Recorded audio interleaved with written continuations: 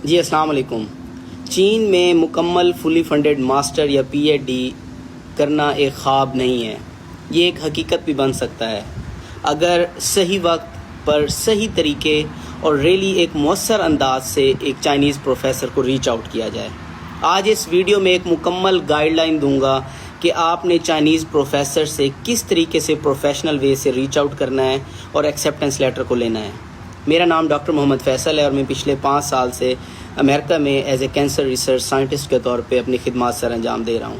آج اس ویڈیو کو بنانے کا مقصد بیسیکلی ان سارے طلباء کے لیے ہے جو بیچلرز ماسٹرز کر کے بیٹھے ہیں اور بالکل ڈپریشن کا شکار ہو جاتے ہیں کہ چائنیز پروفیسر یا کوئی بھی پروفیسر ان کو ریسپانس نہیں دے رہا. تو اس میں سب سے امپورٹنٹ ہوتا ہے کہ صحیح وقت کا انتخاب کریں کہ ہم نے کب کنٹیکٹ کرنا ہے.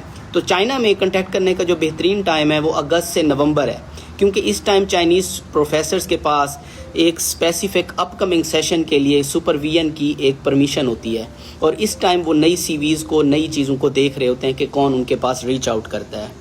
جب آپ نے پراپر ٹائم پہ ریچ آؤٹ کیا ہے، اس میں سب سے امپورٹنٹ آ جاتا ہے کہ ای میل کیسے لکھنی ہے. ای میل کا ایک پراپر اسٹرکچر ہوتا ہے، آج میں وہ ساری چیزیں بتاؤں گا آپ کو. سب سے امپورٹنٹ ہے کہ سبجیکٹ لائن آپ نے کیا لکھنی ہے. تو آپ لکھ سکتے ہیں پراسپیکٹیو CSC student seeking supervision for master اور PhD، اور آگے اپنا اسپیسیفک فیلڈ.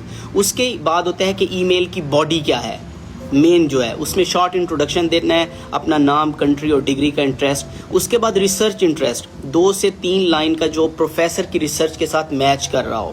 اور اس کے بعد آپ نے اپریشیشن کرنی ہے اس کے ریسنٹ ورک کی، اس کا کوئی ریسرچ پیپر یا پروجیکٹ کے بارے میں بات کرنی ہے. اور اس کے بعد ریکویسٹ کرنی ہے CSC کی سپرویژن کی، اور آفر کرنی ہے اپنی CV پروپوزل اور یہ ساری چیزیں. اور CV کے اپنی ای میل کے اینڈ میں آپ نے ایک تھینک یو کا نوٹ کرنا ہے اور کہنا ہے کہ اگر آپ مجھے سلیکٹ کریں گے، چانس دیں گے، تو ایک آپ اچھی اس کے ساتھ کورسپونڈنس چلائیں گے.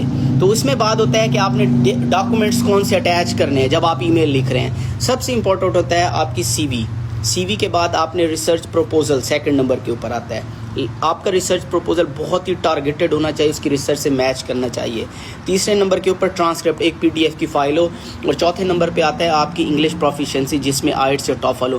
یہ ساری چیزیں آپ نے اٹیچ کرنی ہے. اور